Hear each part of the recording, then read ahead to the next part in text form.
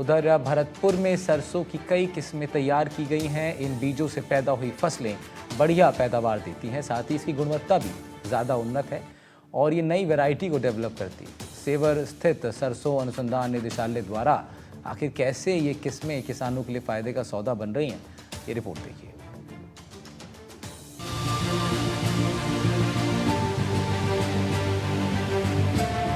भरतपुर में सेवर स्थित सरसों अनुसंधान निदेशालय द्वारा सरसों की कई उन्नत किस्म तैयार की गई है। इन किस्मों से जहां भरपूर पैदावार होगी, वहीं इनमें तेल की मात्रा भी अच्छी होगी। ये सरसों अनुसंधान निदेशालय किसानों के लिए काफी फायदेमंद साबित हो रहा है। यहाँ विभिन्न किस्म तैयार करके किसानों को सस्ती दर पर सरसों का बीज उपलब्ध कराया जाता है। इसके अलावा इन्हें प्रशिक्षण देने और विभिन्न योजनाओं के बारे में अवगत भी कराया जाता है। जिसको कि अपन अभी भारतीय सरसों अनुसंधान संस्थान का दर्जा दे दिया गया है। ये सन 1993 में यहाँ राष्ट्रीय सरसों अनुसंधान केंद्र के नाम से भरतपुर में स्थापना हुई थी। भरतपुर में स्थापना करने का एक विशेष मकसद ये था कि ये पूरा आप देते हो तो इसको सरसों का कटोरा आप कह सकते हो जी, क्योंकि आपके अलवर है, भरतपुर है, धौलपुर है, करौली है, यूपी का आप देखो मथुरा है, आगरा है, या आपके एमपी का भिंड है, मुरैना है, या हरियाणा की सीमा भी लगती है। तो ये पूरा का पूरी एरिया आप देखोगे कि अपने जो पूरे देश का उत्पादन राजस्थान में ही देखोगे तो करीब 43% जो आज की उसमें है उत्पादन अपने राजस्थान में होता है और 41% एरिया अपने राजस्थान में ही है। तो इस हिसाब से जो सरकार ने चुना था वो बिल्कुल सही चुना था। इसने सतत विकास किया है, किसानों के लिए बहुत अच्छी वैरायटियां और तकनीकें दी हैं, किसानों को फसल प्रदर्शन लगाए हैं, उनको प्रशिक्षित किया है। उसके फलस्वरूप 2009 में इसको सरसों अनुसंधान निदेशालय का दर्जा दिया और ये उत्तरोत्तर प्रगति करता गया और उसमें आपके पिछले साल 2024 में इसको भारतीय सरसों अनुसंधान संस्थान का दर्जा दे दिया गया। इस संस्थान का उद्देश्य केवल उत्पादन नहीं बल्कि किसानों की व्यावसायिक स्थिरता, तेल की गुणवत्ता और जलवायु सहनशीलता है। यहाँ वैज्ञानिकों द्वारा विकसित की गई 13 उन्नत किस्मों ने देश के 21 राज्यों में किसानों की खेती में हरियाली और जीवन में समृद्धि ला दी है। हमारे जो संस्थान है इसने बहुत अच्छी किस्में की हैं जो कि पूरे देश में प्रचलित हैं। सबसे पहले हमारी एक किस्म आई थी NRCDR2 जो कि 2006-07 में आई थी। ये जो आपके पंजाब, हरियाणा, राजस्थान का जैसे गंगानगर और अलवर क्षेत्र है और आपका दिल्ली का क्षेत्र है, वहाँ के लिए इसकी संस्तुति की गई थी। तो हमारे यहाँ आप ऐसा मान सकते हैं कि विभिन्न परिस्थितियां होती हैं सरसों में। जैसे कि कोई किसान कहते हैं कि हमें समय से बोनी है, कई किसानों की जो है वो फसल पिछेती हो जाती है, वो नवंबर में बोते हैं, कई किसानों के पास में पानी कम होता है, कई किसान जल्दी भी बोते हैं, कई किसानों की जो भूमि है वो खराब होती है। तो इन सब चीजों को देख के विभिन्न परिस्थितियां हैं। हमने हर परिस्थिति के लिए किस्में उगाई है। जैसे NRCDR2 की जो बात कर रहे हैं तो जहां आपके सिंचित क्षेत्र हैं और समय से बुआई है उसके लिए निकाली गई थी। उसके बाद में हमारे जो संस्थान के गौरव भी था कि इसने NRCSP 506 जो सरसों का पहला हाइब्रिड था वो हमारे यहाँ से निकला था 2008 में।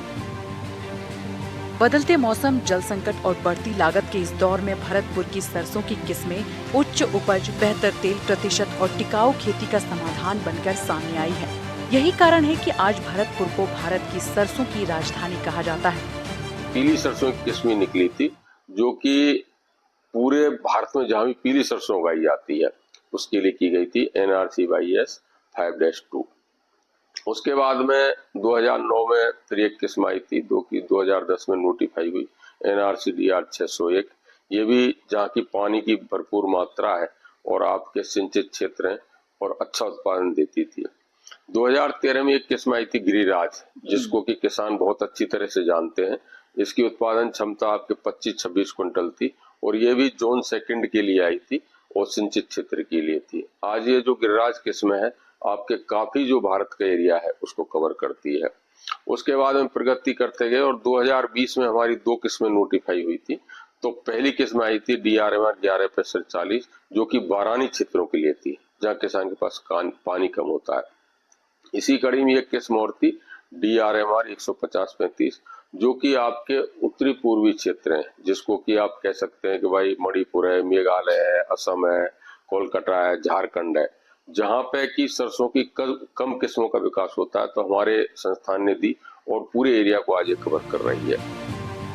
सरसों अनुसंधान संस्थान की किस्मों की खेती राजस्थान, यूपी, एमपी, हरियाणा, पंजाब, जम्मू कश्मीर, बिहार, असम, मेघालय, नागालैंड, मणिपुर, ओडिशा, छत्तीसगढ़, झारखंड समेत 21 से ज्यादा राज्यों में की जा रही है।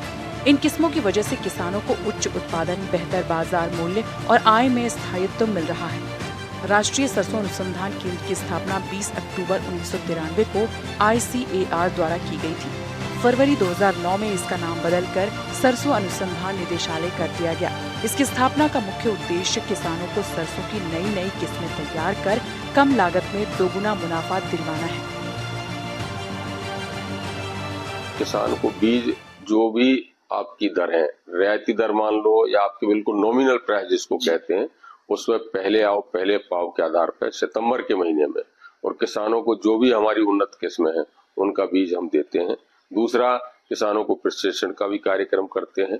तो ये सब जो योजनाएं हमारी किसानों को सशक्त बनाना, उनकी लागत को कम करना, उत्पादन को बढ़ाना और उनको नई जो टेक्निक है उनके बारे में जागरूक करना, ये सब हमारे उद्देश्य होते हैं। और इसके अलावा हमारे पूरे देश में 21 ऐसे रिसर्च संस्थान हैं, या ये कह लो कि हमारे सेंटर हैं जो कि विभिन्न यूनिवर्सिटियों में चल रहे हैं।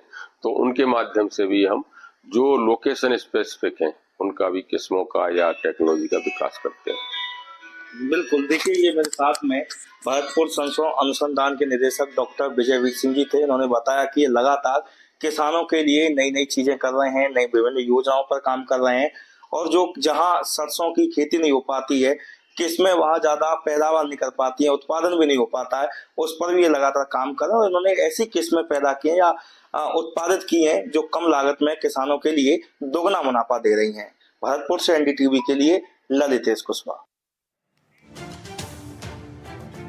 भरतपुर में सरसों की नई किस्में कैसे तैयार हो रही हैं, इसी को लेकर ये स्पेशल रिपोर्ट आप देख रहे थे, और इनकी गुणवत्ता भी